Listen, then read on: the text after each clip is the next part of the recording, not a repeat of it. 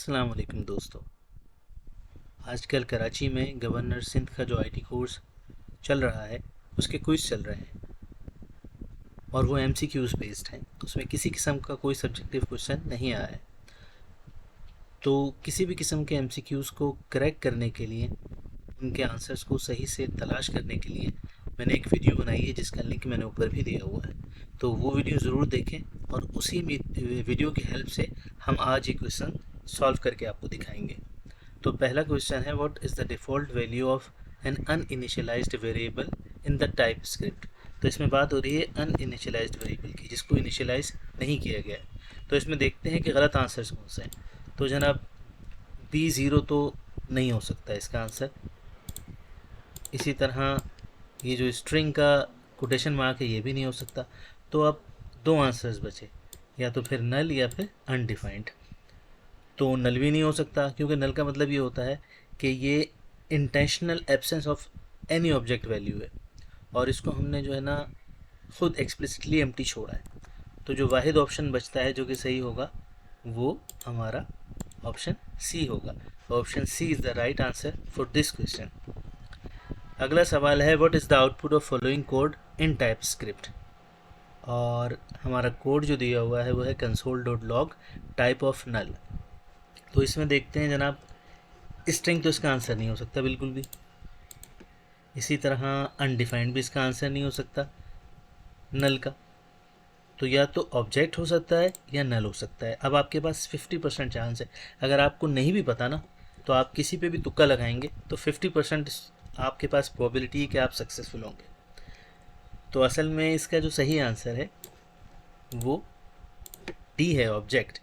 क्योंकि type script के अंदर जो नल रिप्रेजेंट करता है वो एब्सेंस ऑफ एन ऑब्जेक्ट को करता है और टाइप ऑफ ऑपरेटर जो है वो रिटर्न करता है ऑब्जेक्ट की वैल्यू।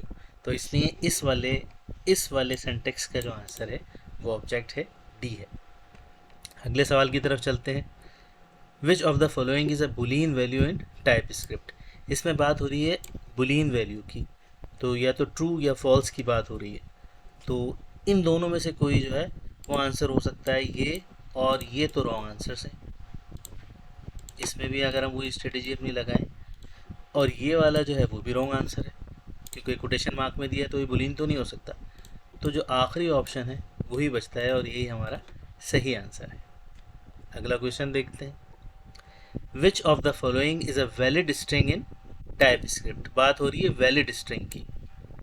अच्छा, तो इसमें देखते हैं। अच्छा, जैसे हमने देखा कि ऑल ऑफ द अबव इसके अंदर दिया हुआ है, तो हमें ये पता है कि हमने ये टिप बताई थी अपनी वीडियो में कि 95% टाइम ऐसा होता है कि जब भी ये वाला आंसर गिवन होता है तो यही वाला ऑप्शन सही होता है।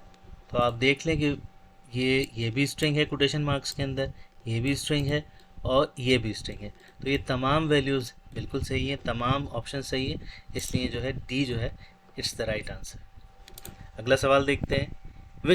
Which of the following is a valid number in type script. बात हो रही है वैलिड नंबर की, तो ये तो नहीं हो सकता, कोटेशन मार्क्स के अंदर है। बुलियन है, ये भी नहीं हो सकता। नल ऑब्जेक्ट भी नहीं हो सकता। तो सिर्फ वाहिद एक वैल्यू बचती है जो कि 5.1 है। तो इसमें भी आप देखें कि हमारी वही स्ट्रेटजी कि look for the wrong answer काम कर रही है। तो जब भी आप ऑब्जेक्टिव वाले क्वेश्चन करें तो सबसे पहले तो आप रॉन्ग आंसर तलाश किया करें जनाब। अगला जो आपका सवाल है वो है, which of the following is a valid big int in type script. बात हो रही है बिग इंट की, तो देख लेते हैं। अच्छा, जब हमने देखा कि नन ऑफ द अबव दिया हुआ है तो ये रिसर्च से पता लगता है कि सिर्फ 10% ऑफ द टाइम ऐसा हुआ है कि ये वाला आंसर सही होगा। तो जब भी नन ऑफ द अबव आए तो आप समझ लें कि जनाब इनमें से कोई आंसर होगा। तो सबसे पहले बी को चेक किया करें और यह रॉन्ग आंसर्स चेक कर लें। अब देखें, बिग इंटीजर 5 तो नहीं हो सकता। इसी तरह ये कोटेशन मार्क्स के अंदर है, ये तो स्ट्रिंग है, ये भी नहीं हो सकता। तो वाहिद क्या बचा, एक ही बचा, और वो क्या है 5n। तो जो 5n है, या n की जो नोटेशन है वो यूज़ की जाती है टाइप स्क्रिप्ट में बिग इंट के लिए। तो सही आंसर हमारा बी है इस सिलसिले में। नेक्स्ट क्वेश्चन है question number 7। Which of the following code snippet contains a syntax error. अब इसमें हमें देखना है कि भाई सिंटैक्स एरर जो है वो किसके अंदर है। तो अगर हम देखें और अपनी वही वाली स्ट्रेटजी यूज़ करें और एक नज़र इनको देखें तो हमें पता लग रहा है लेट एक्स इक्वल टू 5 हो सकता है, फंक्शन फू रिटर्न 42, इसका भी कुछ नहीं कह सकते। F X equal to 5 console X is, syntax की गलती मुझे कुछ इसमें नज़र भी नहीं आ रही। लेकिन यहाँ देखें let Y is equal to, ये जो स्क्वायर ब्रैकेट है यहाँ पर जो है ना वो स्क्वायर ब्रैकेट नहीं दिया हुआ, तो ये जो है ना ये सिंटैक्स एरर जो है इसके अंदर मौजूद है। तो ये हमारा सही आंसर है। अच्छा, which of the following code snippet will cause a type error in the TypeScript. अच्छा, अब इसमें टाइप एरर की गलती होगी, तो इसमें टाइप ज़रा चेक कर लेते हैं। स्ट्रिंग हेलो कोटेशन मार्क्स के अंदर है, सही है। नंबर 1 2 3 ये भी सही है। बुलियन ट्रू ये भी सही है। Let count number string quotation के अंदर दिया हुआ है, स्ट्रिंग मार्क्स के अंदर, तो ये जो है जनाब ये वाला जो है वो सही नहीं हो सकता। तो ये इसमें एरर आएगा, तो ये हमारा सही आंसर है। देखिए जिसमें हम एरर हमें मिलेगा, टाइप एरर मिलेगा इसके अंदर हमें।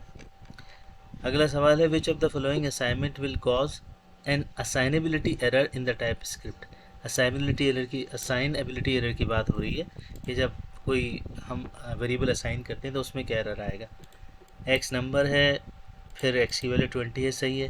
कांस्टेंट वाई स्ट्रिंग है, इसको एक वैल्यू दी हेलो, फिर वाई की वैल्यू वर्ल्ड। अच्छा ये देख लें, ये तो फ़ौरन ही आपको पता लग गया कि जो स्ट्रिंग है वो कांस्टेंट है तो उसकी वैल्यू हम चेंज नहीं कर सकते।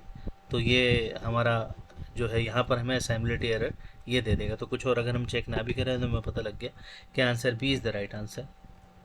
अच्छा, आखिरी सवाल अगर आप देखना चाहें क्वेश्चन नंबर 10, तो उसमें ये कहता है how do you create a symbol in type script. फिर ये वो वाली टाइप है जिसमें नन ऑफ द अबव लिखा हुआ है, तो हम चेक करेंगे ऊपर वाली टाइप्स, क्योंकि सिर्फ 10% दफ़ा ऐसा होता है कि ये वाला आंसर सही होता है।